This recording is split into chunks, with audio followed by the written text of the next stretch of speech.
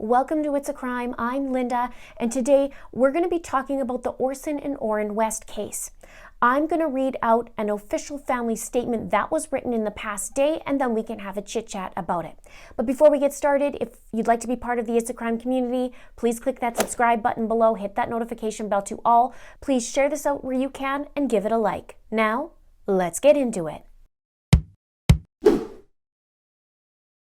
So this official family statement was written and posted last night. I'm going to leave the link in the description below so you can take a peek at it. And it was signed the West and Watkins family. Here's what it says. The past 2 weeks have been a true nightmare. On Monday, December 21st, our youngest two grandchildren / nephews / cousins were reported missing by their parents in California City. Our extended family, all who live hundreds and thousands of miles away from California City, were notified and immediately were engaged with the Federal Bureau of Investigation, California City Police Department, and the Bakersfield City Police Department. Our priority is to find out where the boys are and their safe return. The truth has to and will come to light. There are also 4 other children affected that our family is working overtime to protect and shield from this nightmare. We have engaged with a team of private investigators and are proactively supporting the official investigation. We were and are still in shock, worried, heartbroken, and fully cooperating with the authorities, which included hours of interviews and questioning within less than 12 hours of the boys' initial disappearance.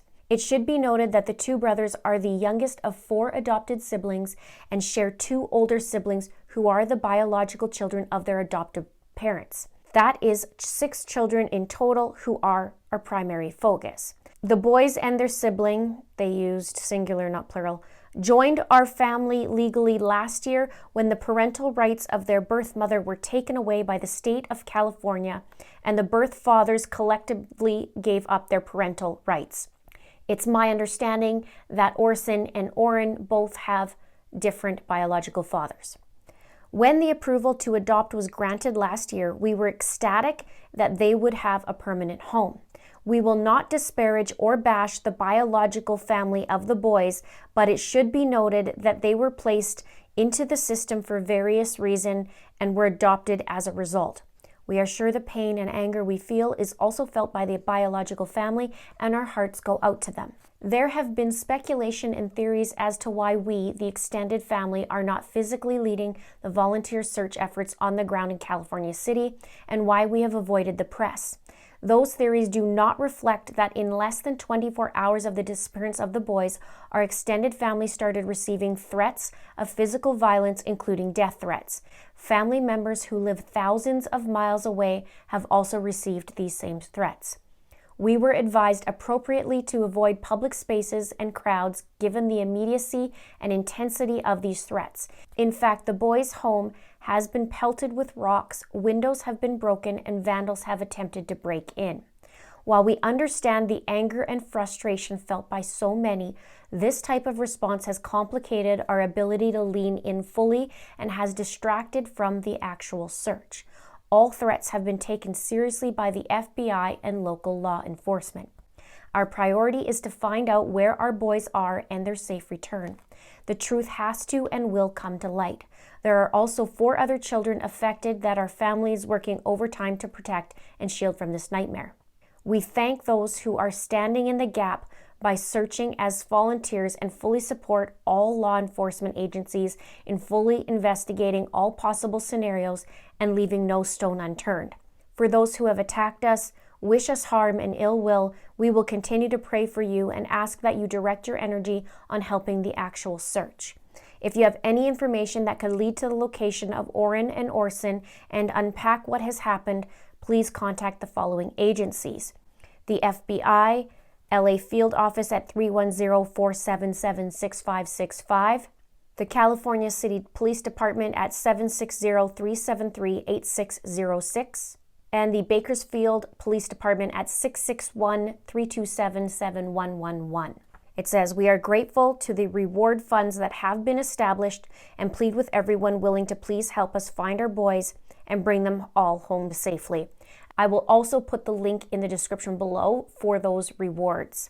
There are two $10,000 rewards as of right now. And it says that they will reward the amount to the person or persons who provide information leading to the finding. Now, I've only seen a little bit of what they're talking about. I haven't seen anything with the rocks or the windows being broken or heard anything up until when I read this letter. But I have seen a lot of people being very angry, which is understandable, and they're standing on the lawn, and I saw them screaming, where are the boys? Now, in my last video, I talked about this case. I just introduced it to my channel, and I talked a little bit about the parents and their interview. Now, since then, I've seen a 13-minute full video, so I am going to do a little deep dive into that video, so stay tuned. That'll most likely be my next video on this case. And I also want to thank my viewers who have been emailing me a whole bunch of information. I really do appreciate it. It cuts down the time in research by a lot. Now, when I look back at this letter, it sounds like it possibly is written by the grandparents, because they first say our youngest two grandchildren and then said nephews and then cousins. And it was just signed the West Watkins family, as I mentioned before. So that's my guess. Now, there are a lot of angry people out there, and I can understand. From my point of view, and as a creator, it's hard because you don't want to have anybody having death threats, extended family, anybody. And at the same time, we want to put the truth out there.